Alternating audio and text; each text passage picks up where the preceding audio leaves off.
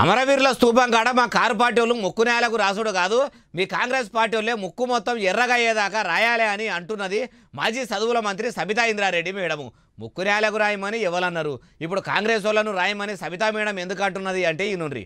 అమ్మ మాజీ చదువుల మంత్రి సబితమ్మ గారు ఇక చెప్పుండ్రి. ప్రశ్నించుకోండి అని కోరుతా ఉన్నాను. ఎందుకంటే ఇదంతా కూడా రేపు జనాలు ఇప్పటి వరకు వెయిట్ చేసి ఉన్నారు. 2 లక్షల రుణమాఫీ వస్తుంది, ఇంకా మాది రుణమాఫీ అవుతుందనే నమ్మకం విశ్వాసంతో ఇప్పటివరకు ఎదురు చూస్తూ ఉన్నారు.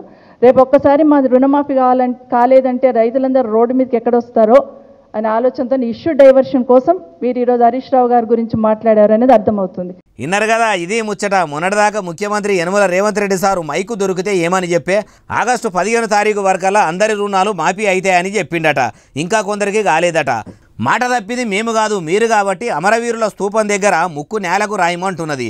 కాంగ్రెస్ వాళ్ళు ఎంత మాట మార్చేటోళ్ళో గెలిచిన ఈ 8-9 నెలల్లో ప్రజలు తెలుసుకుర్రు. 100 రోజుల్లో 6 గ్యారెంటీలు అమలు చేస్తామని గప్పాలు కొట్టి అధికారంలోకి వచ్చినాక ఆ మాటనే మర్చిపోయినట్టున్నారు. మీదికి చూడ ఏదో కొన్ని పథకాలు అమలు చేసినామా అంటే చేసినామా అన్నట్టు చేస్తున్నారు.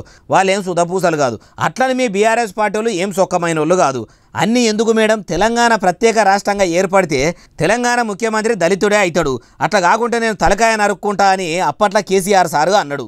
దళితుడు ముఖ్యమంత్రి అయిందా కాలేదు, మీదికెళ్ళి కేసీఆర్ సార్ కూడా తల నరుక్కోలేదు. మీ లీడర్ల కథలు ఎట్లుంటాయంటే ఓడెక్కేదాకా ఓడ మల్లన్న, ఓడ దిగినాక తీన్మార్ మల్లన్న అన్నట్టు ఉంటాయి అంటున్నారు ఈ ముచ్చటిన్నోళ్ళు.